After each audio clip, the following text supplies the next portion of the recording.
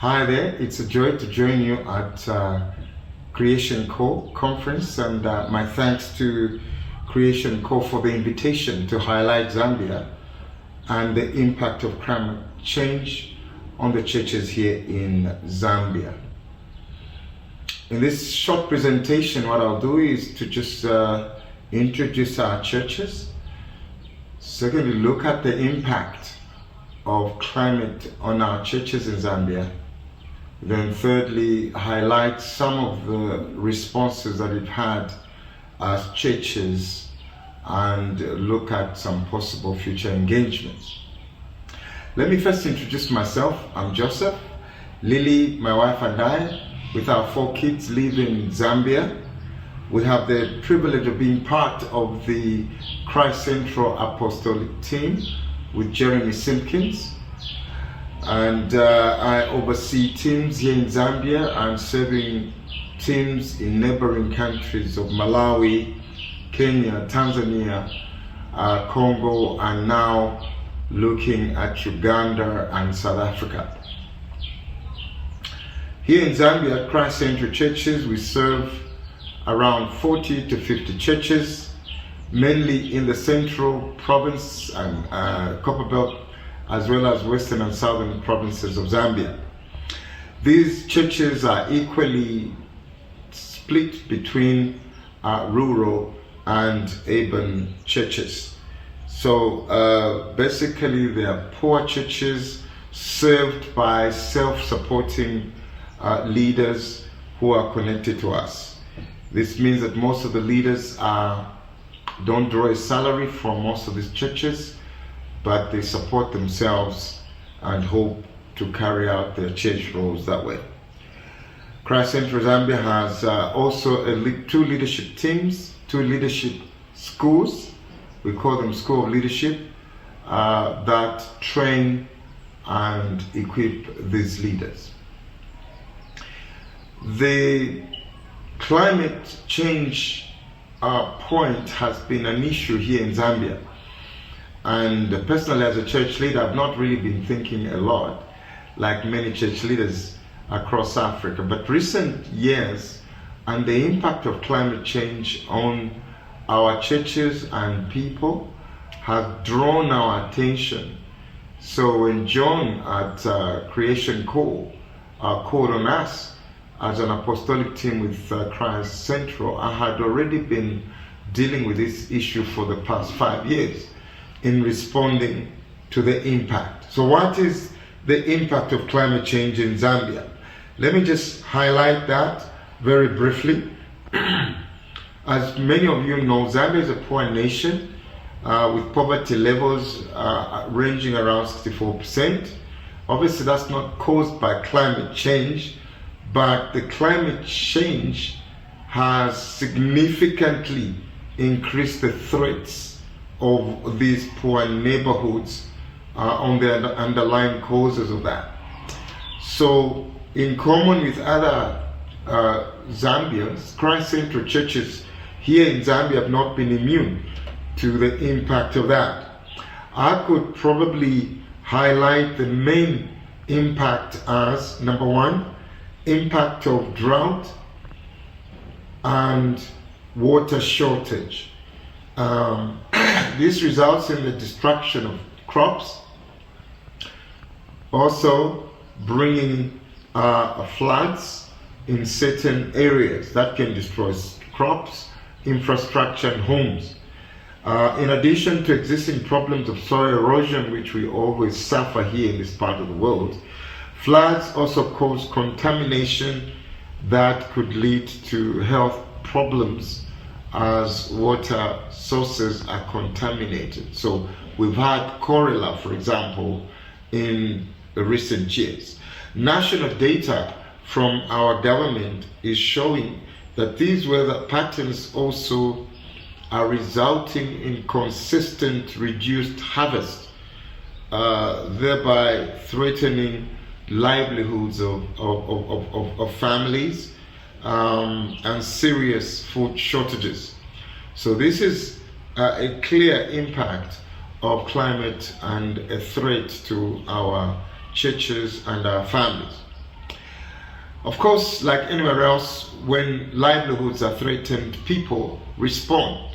So let me just mention a couple of individual responses that people have been doing on their own.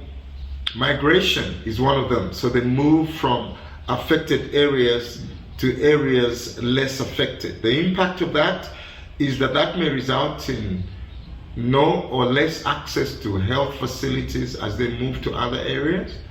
Children obviously stop going to school, partly because they are in an area where there is less access to education.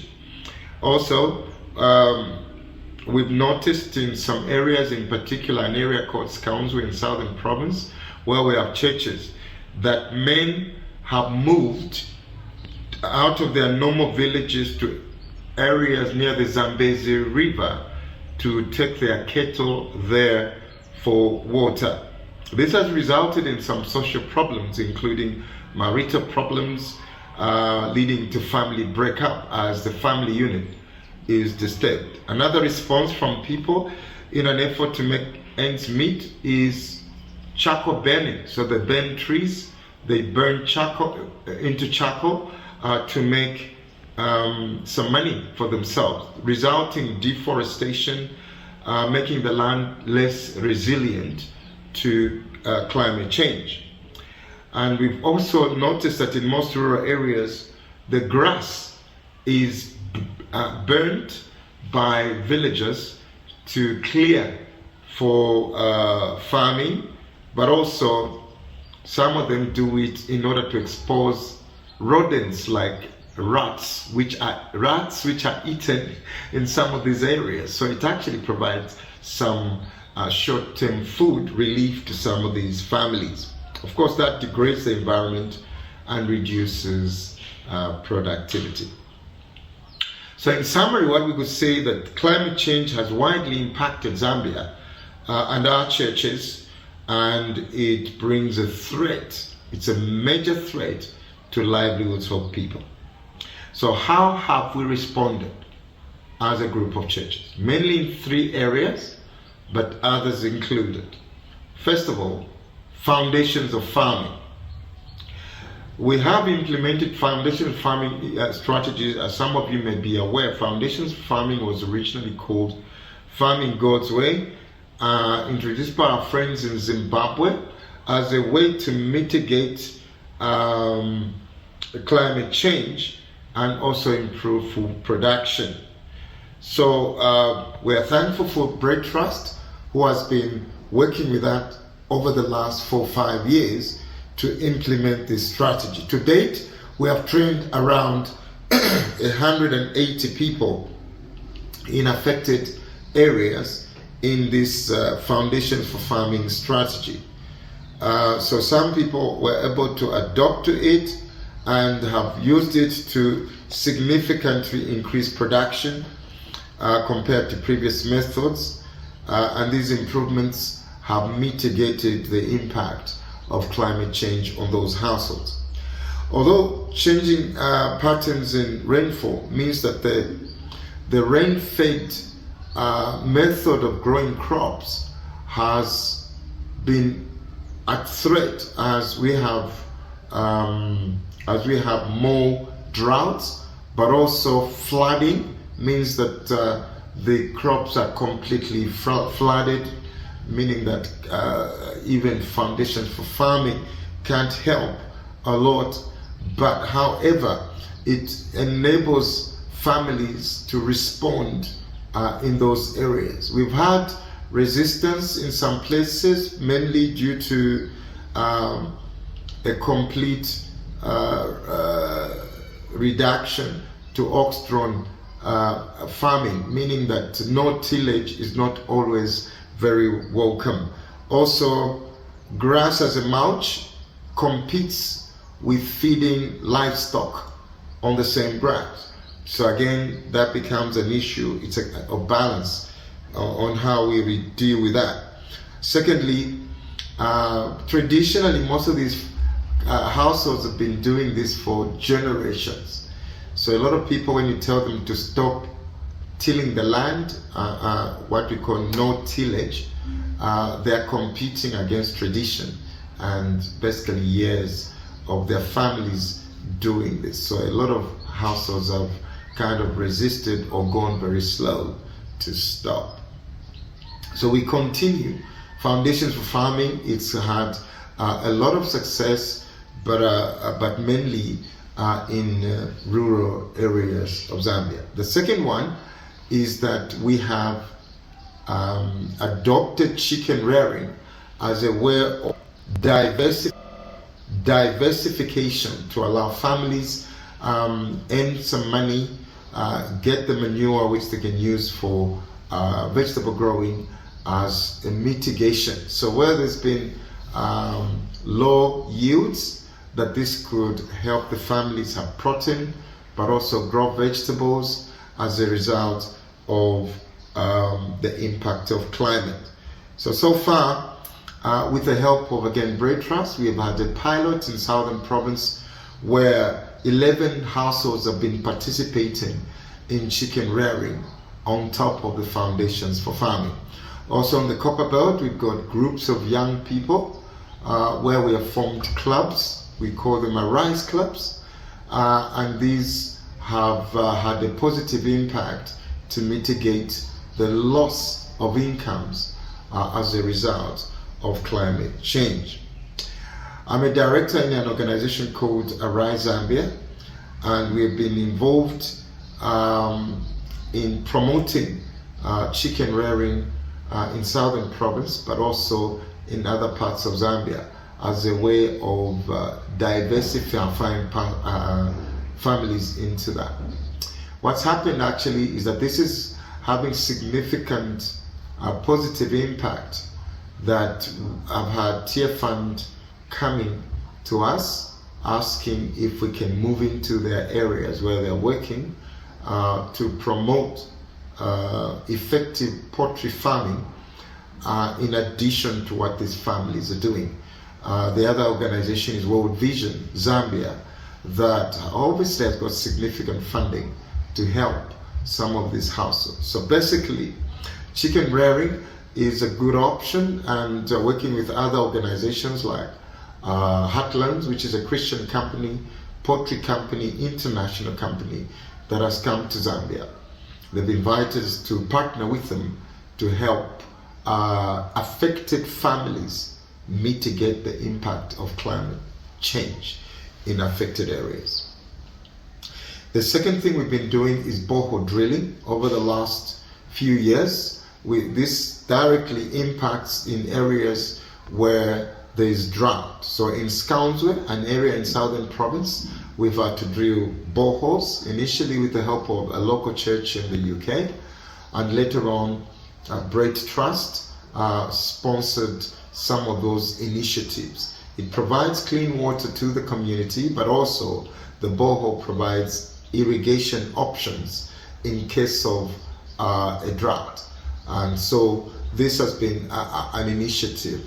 The government has actually been encouraging this, that we could empower rural poor families with boreholes, which enables them to be less dependent on what we call rain-fed farming, where they're totally dependent on rain. They can have options to irrigate some of their crops. So as a group of churches, we're trusting God for some significant funding to strategically dig boreholes where our churches are in these areas, so they become actually, if you like, well-watered gardens, and prophetically feeding practically water into these communities as they go through this climate change.